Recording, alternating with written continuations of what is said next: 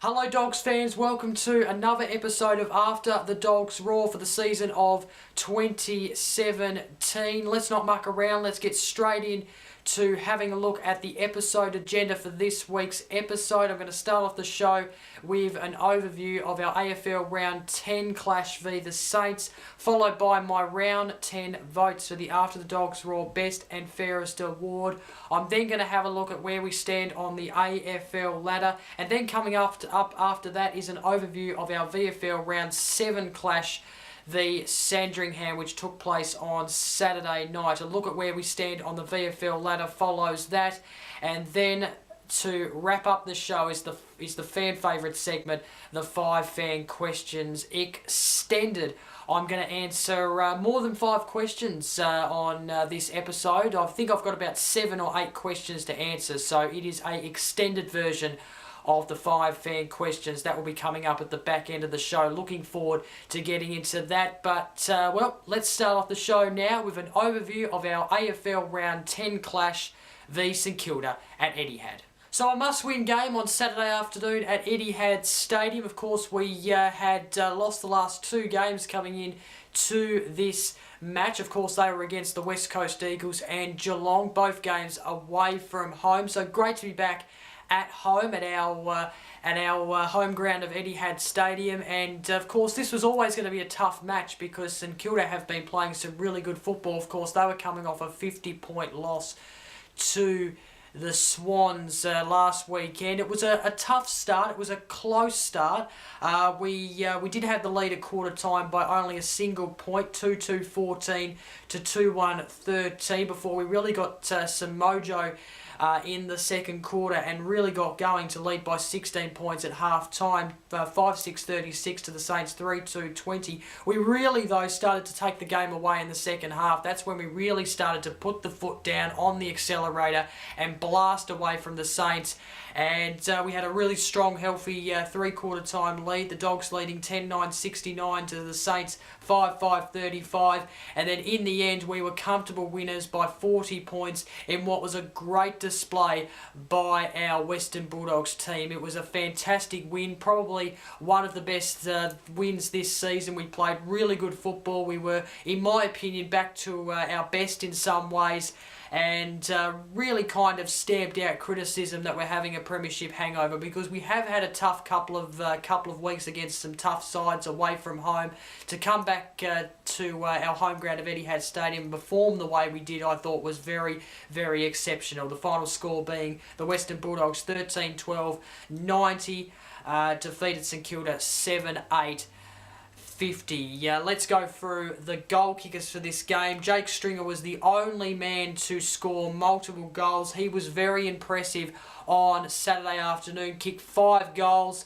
The single goal kickers were Dixon, Dale, Murphy, Suckling, Bontempelli, Johannesson, Pickett, and also Tom Boyd. And the best players were Stringer, Hunter, Johannesson, Wallace, Dale, and also McRae. Congratulations to Tim English, by the way. He was announced last week to make a debut in the game on Saturday. He did just that. Jordan Roughhead in the end came in to the side. So congratulations to Tim English, and of course it's great to have Jordan Roughhead back into the side. Of course, the injuries A few little injury problems. Hunter suffered a little ankle injury. Jong suffered a cut head at the end of the game, although he'll be fine. The big injury story though of the match was Robert Murphy, a hamstring injury. I think he's had knee surgery or something. I think I was reading today, and he could miss up to 4 weeks. So, look, he just is having a bit of bad luck, isn't he, Robert Murphy? Of course, out for the majority of the season last year, and is probably going to miss a few weeks because of that injury on Saturday. So he should be back though in a month or so. Let's hope so anyway. And just over 34,000 attended this match at Etihad Stadium in what was a very good display by our Western Bulldogs mob. 40-point winners against the Saints. Congratulations to them. And we can now go into the bye feeling quite good and confident about ourselves, I reckon. Okay, time now for my round 10 votes for the After the Dogs Roar Best and Fairest Award. I will start with my 1 vote. I've given 1 vote to Bailey Dale. I thought he was very impressive.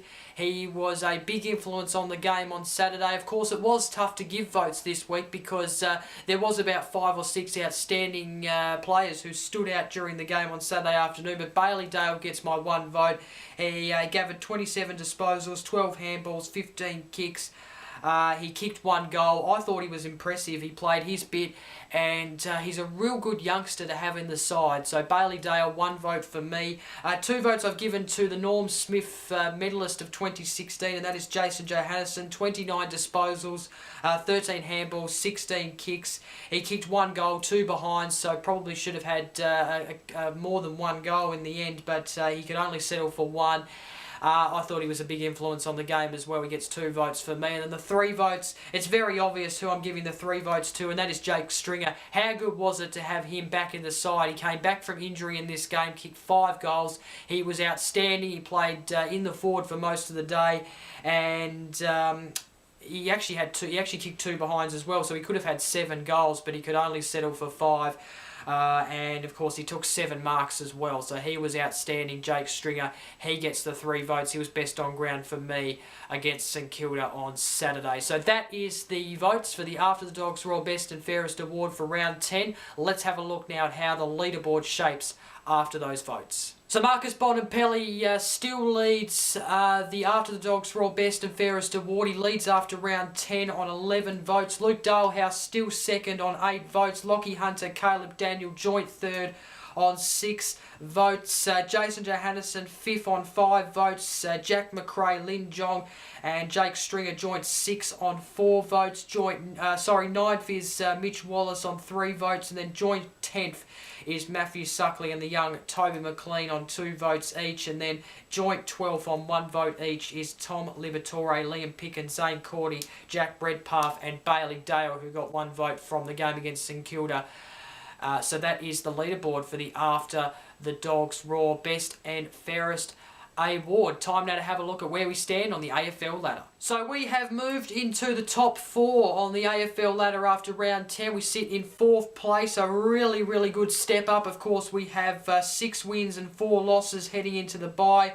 We are on 24 points. We have a better percentage than Richmond, West Coast and also Fremantle, who are all on the same points as us. Of course, we are versing the Swans in a Thursday night match after the bye, so after round 11, who of course they are sitting on 15th place, so that will be a very interesting match at the SCG in a couple of Thursday nights time. But it's really, really good that we are sitting in the top 4 now. We're on 4th position, and hey, we haven't had a bad start to the season after all. I know there was a lot of hype about us playing poor footy and so forth and having a premiership hangover, but I tell you what, to be 6-4 after round 10 and sitting in the top 4 on 4th position, I think that's a pretty decent effort. So well done to the Western Bulldogs and the boys for getting themselves back and being in a good position going into the bye. Okay, time now to have a look at our VFL Round 7 clash, which was held on Saturday night. By the way, I did say last week that this was a Round 17 clash. I do apologise for that. I think I was incorrect in saying that, although it did say on the website that it was a Round 17 clash, although since I looked at the website, they have actually changed it to being the Round 7 clash. So I don't know, maybe that was a website glitch, I don't know, and maybe I believed it, but it was probably a mistake on my behalf. It was actually the Round 7 clash, And look, I thought it was going to be a tough match for our Footscray side because Sandringham looked like a really good side, but they just blew them out of the park early, the Footscray Bulldogs. They led at quarter time 5-10-40 to 0-3-3. That is a massive score to have 5 goals, 10 behinds and 40 points at quarter time against Sandringham, another VFL side who only had 3 behinds and no goals. That is just absolutely massive. We continued to absolutely dominate this game. We led at half time 9-13-67 our mob to Sandringham 4-4-28. It continued in the third quarter. They were left scoreless in the third quarter, and at three-quarter time the score was Footscray 15-23, 113 to Sandringham 4-4-28. In the end, we recorded a massive score. It was a 99-point victory to us. The final score being the Footscray Bulldogs 19-24, 138 defeated Sandringham at Victorian University Whitten Oval 5-9. 39. Let's go through the goal kickers. Honeychurch, he had an outstanding game, kicked 4 goals. He is surely going to be cracking that senior team very shortly now. Webb and Hamilton kicked 3 each. Cloak kicked 2. Gowers, Young, Tweety, Hayes, Green, Campbell and McLean all kicked singles. And the best players were Honeychurch, McLean, Goodyear, Webb, Roberts and Zane Cordy. A few Bulldog listed players there in those best players. So a good win from our Footscray Bulldog side. Of course, we did lose last week to Geelong. In fact, we've lost our last 2, and to bounce back in that sort of way and that sort of fashion at our home ground against a side who was actually above us on the ladder coming into this game, I think is a very, very good effort. So well done to our Footscray Bulldogs, 99-point winners on Saturday night against Sandringham. And of course, some big talking points coming out of that game. Of course, Honeychurch being the best on-ground player of that game. Webb was good as well. And also Roberts and Zane Cordy looked like they did really well in the game as well. So well done to our Footscray VFL side. Time to have a look at where we stand on the VFL ladder. So we currently sit on 5th place on the VFL ladder after round 7. And of course we are on the same points, 16 points with Williamstown, who have a better percentage than us, but we have a better percentage than Werribee and Sandringham. So yeah, a very good effort there. Of course we have won 4 and lost 3. Of course our VFL side has a bye this weekend. Okay, time now for an extended edition of the 5 fan questions. I've decided, because there's no games to preview this week, I've decided to go all out and answer every single question that was asked in the Western Bulldogs forum this week. So let's start with the first question, a very interesting question asked by Tracy. She asks, which player will replace the injured Bob? Of course, Robert Murphy injured on Saturday afternoon against the Saints. We all know about that. Expected to probably miss about a month of football. Look, if Matthew Boyd is okay and right to go, you would expect that he will replace Bob Murphy and come back into the side. Not really sure where he's at with his injury though, so if he's not okay, then I think Fletcher Roberts will come into the side and replace Bob Murphy. Of course, we do have to be aware of arguably the best forward in the competition, if not the best, and that is Lance Franklin, who will be very, very dangerous on Thursday night after the bye. Of course, Fletcher Roberts, he's still a little bit shorter than Lance Franklin, but he's up there in Lance Franklin's height. So I think he'll come back in and play that extra tall up in the defence, because we really only have Marcus Adams up there as that one sort of tall defender, and I don't think that's enough against a side like the Swans, who have Lance Franklin, Kurt Tippett, and a couple of others as well. So if Matthew Boyd's not okay, then I think Fletcher Roberts is a definite in. Of course, Zane Cordy's another one who played really well on Saturday night in the VFL. He could come in and play up back as well. Who knows what will happen. So just to sum up my answer to your question, I think Matthew Boyd will come in for Bob Murphy if Boyd's okay and 100% fit and right and recovered from the injury. But if not, Fletcher Roberts. I think Fletcher Roberts will come in anyway, one way or another. I think he'll come in, whether it's for Bob Murphy or someone else. I reckon he'll come in. Michael asks, will Big Timmy play against the Swans, or will Cloak or Big Red replace him? Interesting question. I think Tim English will stay in against the Swans. He didn't play too badly on on Saturday against the Saints. I think we've all been waiting and kind of wondering when he'll make his debut, and now that he's finally made his debut, you can't drop him after 1 week. So I think he'll stay in. I think, unfortunately for Cloak and Big Red, I think they'll both stay in the VFL and play another week in the VFL after the bye. So yeah, I think Timmy will stay in and play against the Swans. I don't see why not. Cam Smith asks, how do we improve our goal kicking accuracy? I think I got this question last season and I answered it, and I can't really say too much different to what I said last year, in the fact that you just have to practice. That's really all you can really do, is just put significant amount of time into practicing your goal kicking. You know, spend time at different angles, or just get back to the basics. Just start by getting the technique right, and once you've got that right, hopefully you can go on to, you know, feel like you're 100% confident in getting a 100% strike rate. We're always going to miss shots in a game. It's part of the game. You know, the art of kicking is a very unique art.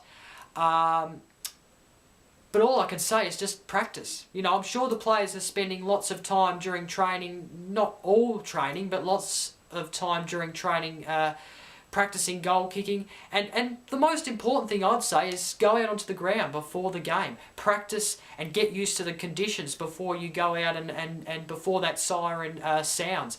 It's just all about practice. That's what I believe anyway. So to sum up my answer to your question, how do we improve our goal kicking accuracy? Practice. As simple as that. Aaron Buff Taylor asks, how far do you think Mitch Honeychurch is from playing his first AFL game for the year? He is so close. He is on the borderline of so close, it is not even funny.